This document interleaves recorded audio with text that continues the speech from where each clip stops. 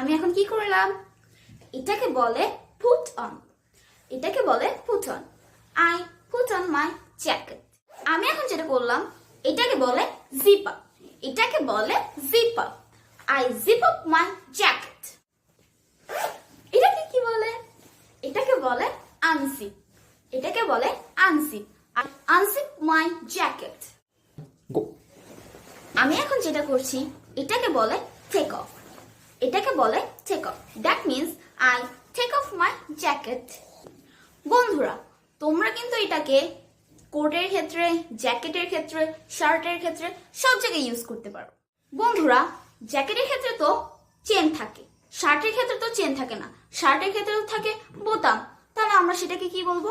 সেটাকে বলবো, বোতাম লাগানোর ক্ষেত্রে বলবো বাটন আপ, খুলে ফেলার ক্ষেত্রে বলবো আনবাটন।